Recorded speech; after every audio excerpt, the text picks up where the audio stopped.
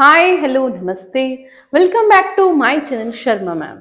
तो बच्चों आज हम करेंगे class 10th maths chapter number 5 arithmetic progression, जिसे हम एपी भी कहते हैं। तो आज हम बेटा इसकी करने जा रहे हैं रिवीजन में बेटा सबसे पहले जो की पॉइंट्स हैं वो देख लेते हैं। हम पढ़ेंगे अर्थमेटिक प्रोग्रेशन होता क्या है, कॉमन डिफरेंस कैसे रहते हैं, कौन कौन से नंबर्स को कॉमन डिफरेंस कहा जाता है, इसकी जनरल फॉर्म nth टर्म क्या होती है, फाइनाइट एपी कैसी होती है, इनफाइनाइट एपी कैसी होती है, nth टर्म फ्रॉम लास्ट पूछा जाए तो कैसे फाइंड करना है, कौन सा फॉर्मूला है, sum of first n terms of AP, जब हमसे सम पूछ लिया एसएन पूछ लिया तो उसके कौन कौन से फॉर्मूलाज हैं। एंड सेवेंथ वन इज बेटा, कई बार होता है ना एसएन दिया होता है, सम दिया होता है तो हमने एएन ढूंढना होता है, तो उस केस में ये फॉर्मूला अप्लाई होगा, कैसे अप्लाई करेंगे उसको। And sum of first n positive integer का ये फॉर्मूला होता है, इसको कैसे हमने एप्लीकेशन में यूज करना है। तो सबसे पहले बेटा पॉइंट है अर्थमेटिक प्रोग्रेशन। अर्थमेटिक प्रोग्रेशन होता क्या है, this is the list of numbers. ये एक ऐसी लिस्ट ऑफ नंबर्स है विच फॉलो सम ऑर्डर।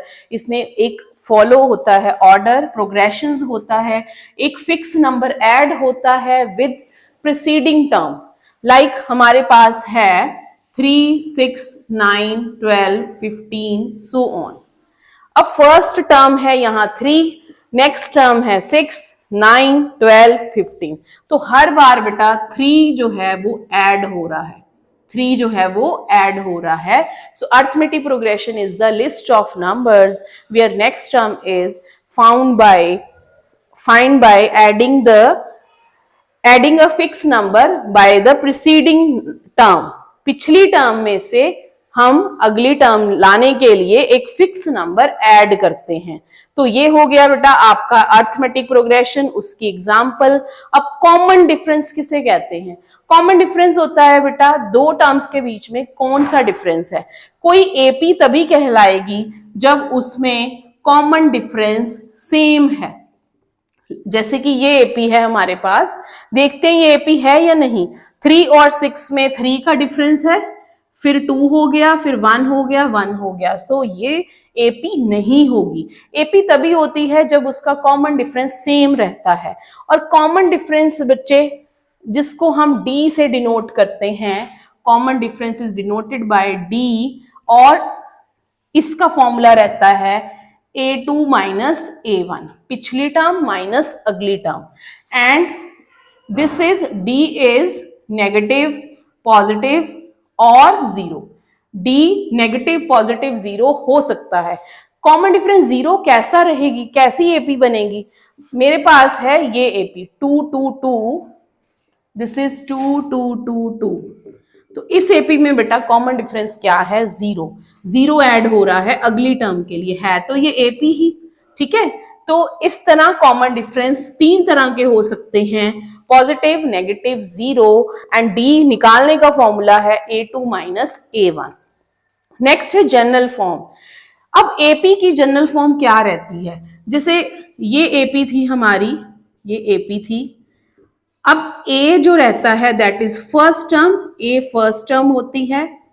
उसके बाद डी जो रहता है that is difference, A2 minus A1, वो आ गया हमारा 3, यहां भी 3। सपोज आपसे पूछ लिया गया इस क्वेश्चन में कि फाइंड ए 100th टर्म फाइंड कीजिए, तो बेटा उस केस में आपने क्या करना है, आपका फॉर्मूला होता है एन मीन्स जो टर्म्स पूछी हैं, a plus n minus 1 into D. This is the formula for general term, general nth term find करने के लिए।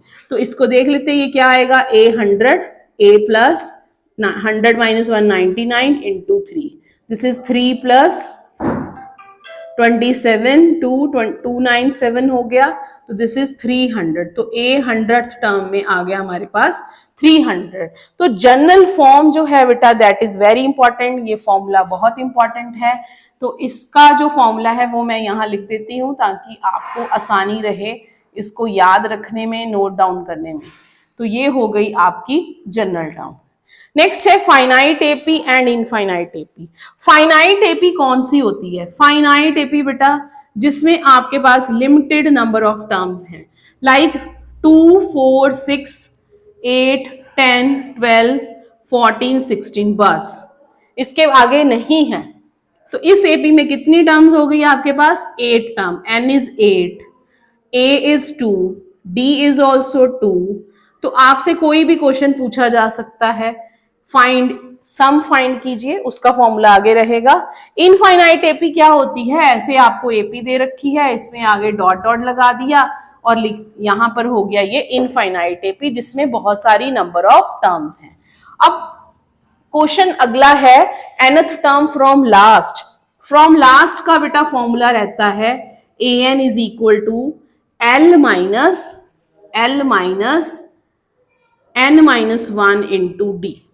सपोज आपको इक्वेशन दी हुई है a is 3, d is 9 and l is 258। Suppose ये है, ठीक है। वो क्या देगा? Find 20th term, find a 20th from last. From last, last का मतलब है 258 के आगे कुछ टर्म है, फिर जो 20th टर्म है यहां से a1, a2, a3, a4, a5, जो 20th टर्म है वो बताओ कौन सी है। तो आपने बेटा ये फॉर्मूला अप्लाई करना है। नेक्स्ट है sum of first n terms of AP. n terms of AP क्या रहता है? दो फॉर्मूलाज हैं आपके पास, Sn is n/2 2a plus n-1 into d, और सेकेंड वन है Sn is n/2 a plus l।